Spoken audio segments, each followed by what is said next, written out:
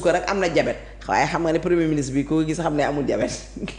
sànq wax nga ne yow da nga àndoon ak Ousmane Sonko kañ ngeen ànd. waaw loolu je préfère ne pas en parler loolu si yàgg na quoi parce que des fois tu regrettes même de t'avoir d'être accompagné wala d'avoir accompagné ce gars-là par rapport à tout ce qu'il fait mais ce gars-là qu'on l'envoie ici maintenant ce Ousmane Sonko là c'était pas le Ousmane Sonko de 2019. lan moo leen différencier. Peut-être c'était là en 2019 c'était une personne imbue de sa personne boppam rek la sóoraale woon boppam ko peut-être yooyu yëpp on pouvait le comprendre mais Ousmane Sonko maintenant depuis le dossier de Adji Sarr on voit quelqu'un d'autre qui yoo xam ne encore une fois il est toujours une personne qui pense à sa personne Sénégal ñoru ko Sénégal bëggul Sénégal parce que bu ko bëggoon nii muy doxalee du ko doxalee mais regretter dafa metti quand même mais bon. Si c'était à refaire si c'était à refaire non. doo ko def lan ngay regretter ci sa ànd ak moom. non la personne que je vois maintenant je pense que peut-être sax nekkoon na ko mais daf ko génnewul woon parce que xëy na dafa yabul woon ñi mu àndaloon.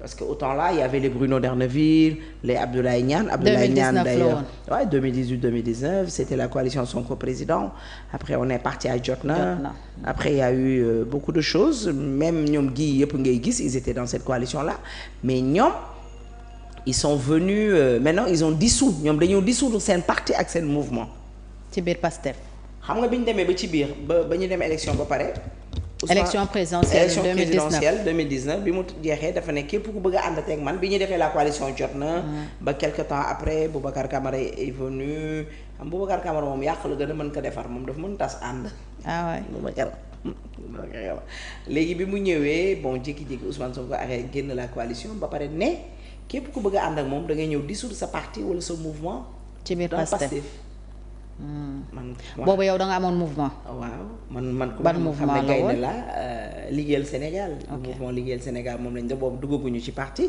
man ku ma xam ne gaynde la man du ma toppee man kenn laay topp muy Macky Sall. looloo la taxaleeg Sonko. waaw looloo tax na ñun dañoo continuer moom dafa génn ci coalition bi ñu doon a continuer notre coalition ñi nga xam ne nag dañoo am njëkk ay ñoom Yacine Fall ñoom dañoo dem parce que kenn xamu leen woon dañoo dem dissoudre seen mouvement yi foofu.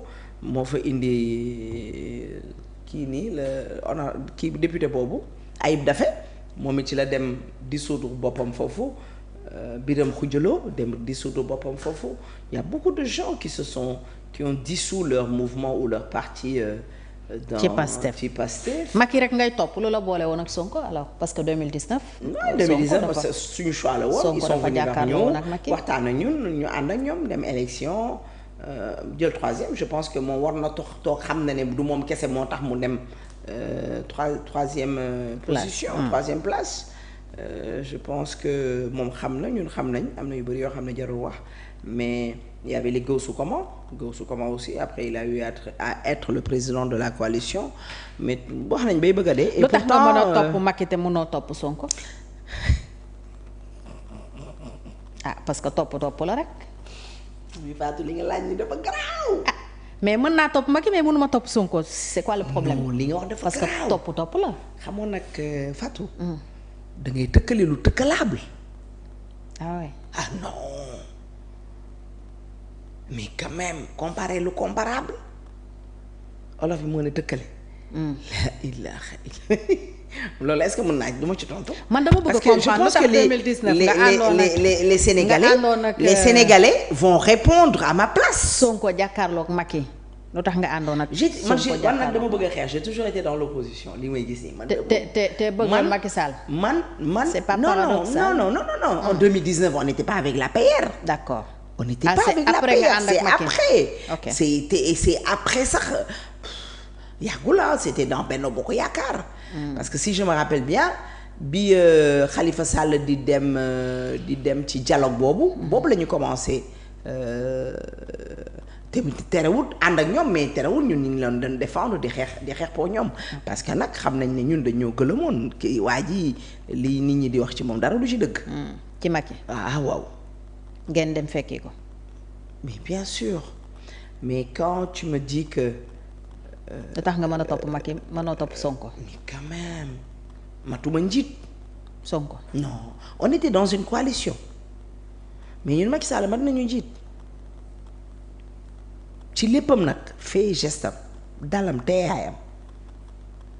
mais Sonko président de parti la mu nekk jiite nañu bëri ñu bëri topp nañ ko. mu nekk nit ku neex a bëgg aussi Macky Sall mu nekk nit ku neex a bëgg daal nit ku neex a jëflanteel nit ku bëgg Sénégal parce que nag ñun boo bëggul Sénégal bëgguñu la ñun Sénégal la ñu am da nga am double nationalité yow. est-ce que du waxu ko far ngay wax. yow da nga am double nationalité. déedéet da nga am passeport diplomatique kese la da nga am passeport de service. tey yàlla tere bu dëkk bi newoon cëpp tàkk. aw ma fenn. fii rek nga jëm di foo jëm feneen Gambie gi sax doo ko jéggi. mais Macky tam toogu waaw fi léegi nag nga ne Macky tam toogu fi dem na. non toog Maroc gii xam nga boo sëxatee il faut mun a yaaram kàlla ba pare nit ñi il faut savoir que Macky mënu woon nekk président de la République estimé par tout le monde ñëpp bëgg ko macha allah ka nga voteel ko ka nga bañ ko voteel da ngay gis ñoo xam ne voté luñ ko mais dañ naan la ñoom dañoo bëgg Macky Sall kese ndax dalam ak teyam ak ay ñàkk tontoom te am na ñoom moom Pastef la ñu bokk. oui mais bilan immatériel bi mu fi bàyyi tam ñu ngi koy coow ba tey xaaral peut-être Sonko xëpp la mu ëpp rek mais Macky aussi xaaral ma ñëw s'il te plaît kon par rapport ak loolu Macky Sall mën ta nekk président jógee nekk fi bëgg a toog ci wetu Diomaye da koy def de l'ombre da koy déranger da koy def de l'ombre même bu ko deful volontairement day nekk involontairement nga def ko de l'ombre. mais gars yi ñoom nee nañ Macky daa daw. waaw ba ñu dégg ci loolu parce que ay daw ko dañuy foog ne Macky dafa daw. xam nga ñu ngi fàttaliku seen dof yi seen waaj yooyu takkoon faaru mbaam yi sol may lus beeg caay bu gàtt bi di jég gaal gi dañoo foog ne ni ñu mel noonu la ñëpp mel koo xam ne néegu gelam la tëdd pendant ay ati at ay weeri weer xam nga dañoo foog ne ni ñu mel noonu la ñëpp mel ñoo xam ne dañuy barricadé wu seen biir kër ñoo xam ne dañuy dem Ziguinchor seen kër woo xale yu ndaw yi seen morom sët yi ak doom yi ne leen kii leen Macky du def loolu kooku gaynde la non kooku du def loolu kooku judduwul pour def loolu sax kooku ndayam du def loolu bàyyam du def loolu Macky Sall judduwul pour mel noonu quand même il faut que quand même te àndut ak ay tapet xam nga man du ma tapet musoo ma invité mais xam nga ne man gaynde laa du ma tàppet ñun mënuñu ma mën a ànd ak tàppet mënu maa ànd ak kuy barricade wu kuy laaxatu. ak ñoom ñu ne gatsa lañ def ba jot ci réew mi nga ne ay tàppet lañ. xeex nañ de. mais je pense que yow journaliste professionnel nga xam nga ne jëlee wuñu réew mi ci gatsa dañoo def comme nañ daan def dem élection dimanche voter dimanche. lundi ñëpp xëy liggéey. oui mais toutes les guerres aussi. bien vrai que Choguel Maïga ce fou de premier ministre du Mali là maa ngi dégg mu naan on parle de Sénégal il y a la démocratie Sénégal il y a pas de démocratie ces jeunes là ont quitté la prison pour aller au palais c'est pas vrai. Choguel dina la plainte. ils n'ont pas quitté man chaque jour ma tontu ko. man ak Moustapha Diakhaté dong nga ko tontu ci wax jooju. ils n'ont pas quitté la prison monsieur Choguel Maïga moo tax maintenant tu es dans des difficultés. mais même les guerres se ils ont pas quitté ils n'ont pas quitté. mais la prison pour aller au palais. loo gis nag ci waxtaan loo gis ci waxtaan ils ont été élus démocratiquement. parce que y a eu des discussions. dama ne la gatsa ga la ca tooy ñoom la ñu sa sax ca ñoom la ni mettee gatsa googu dañ koo lemaan ba mu jekk waxtaan négocier am amnistie. ay guerre sax foofu lay mujjee. gatsa non guerre fa lay mujjee. guerre sax ci table lay mujjee ñu waxtaanee ko dama ne la guerre ñaar a koy def. waaye ñoom lañ doon def ñun musuñu leen cee nawloo parce que munoo nekk nit di bëgg sa dëkk di tàkk di bëgg sa non quand même.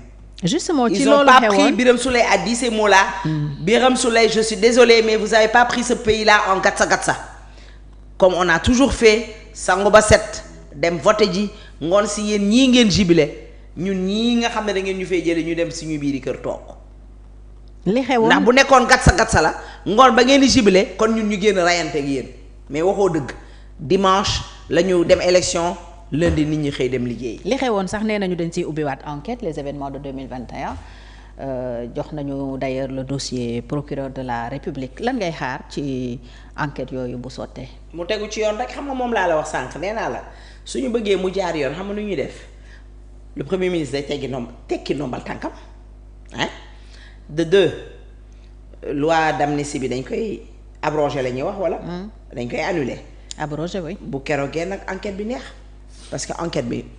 ci am na ñuy ragal ñu ciblé ci waa APR. da nga am aussi. APR kan lañ ciy ciblé non parce que amul xam nga dafa am exemple bu ma tàmm di joxe. tey bu nekkoon da nga wootee benn xew fii sa buntu kër benn sabar xam nga di nga uti autorisation tu n'as pas le droit de le faire. tympaniser sa dëkkandoo yi sans am autorisation. si tu as l'autorisation lépp lu fi xew ci buntu kër gi ku dee ku accidenté ku yëpp tu seras la responsable. munoo toog en tant que président passif nga am benn dossier ak benn xale bu jigéen sa moroomu doom sa doom mag yaa fa dem yóbbu fa say tànk kenn forcé wu la kenn damul sa tànk kenn kiiwu la kenn weñaaru la kenn defu la dara nga dem fa génn xale yi na leen jaral seen bakkan bien vrai que weddi na ko nee na waxu ko daa ko acceptel naa ko mais ba tey nee nga leen génn leen almet bi ma bëggoon am naa ko le mot n'est pas de trop tant que Macky Sall loxo mi taxul deret ba deret bi fees dell du fi jóge nañ jóge Casamance 250 jeunes nañ dem def ko ni Samuel Doe génne ko palais bi yeneen ak yeneen yoo xam ne boo koy lim fii ba suba du jeex. kon c'est l'unique responsable. chaque jour yaa ngi saaga ay nit yaa ngi yàq ay deru nit yaa ngi jiiñ ay nit responsable de tout Ousmane Sonko responsable de tout. de tout lu mu doon wax ci nawet bi xam naa bu vaar doon rey barki sëñ Tuubaa day tëddi day rey boppam bu vaar doon rey diggante démb ak tey bërki démb ak tey ba muy taw ba tey vaar yi ñu ko tegal. démb moom moo woo benn imam di wax ak moom naan ko ñu ngi lay masaw. démb la Parcelles Assainies.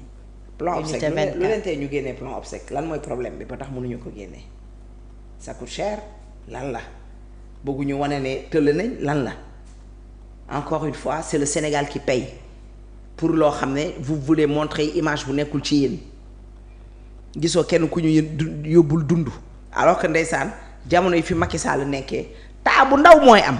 Ousmane Sonko takk micro yi mbéj ndoxu sa yaan njëkk ya sax Ousmane Sonko dina ko génnee ji ñëw wane ne Macky Sall moo def lii di ko wane ne tu es un incapable mais aujourd'hui Ousmane Sonko qui est l'incapable kan moo incapable fi ñu toll ni jamono yi man damay poser question rek au temps de Macky Sall tu disais que Macky Sall est incompétent moom moo tax ndox mi am mënuñu dara dans un pays normal lii warul am ay cuune lañ te boobu du affaire politique affaire naan da nga doon politique yooyu da nga ko gëmoon di ko wax waaye jamono yi Macky Sall cuune amu fa de. bon tey aussi ñoom waaye cuune yi moom ñu ngi leen di gis fi ñu toll nii. tey li taxaw sa ministre rek cuune la. d'accord tey li taxaw ci réew mi yépp aussi ñoom ci héritage bi leen fi Macky bàyyil la ñu ko wekk ba ci situation économique bi mu tëgg un plan de redressement économique et social jàpp ne bu ñu ko doxalee xëy na dina génne réew mi ci guuta gi mu nekk noo gisee plan boobu. Le seul plan de redressement qui ne vaille, je me répète encore une fois, le seul plan de redressement qui ne vaille, c'est la démission ou le limogeage de Ousmane Sonko, du Premier ministre. Il n'y a que ce seul plan de redressement qui ne vaille. Mais bien sûr, avec lui rien ne marche. Avec lui rien ne marche. Des dagues santé du rouleau, le débat est bas, le niveau est bas. Nul n'a plus envie d'aller sur les plateaux télé. Mais ba pare ñoom nan la seen dëkk di avancer.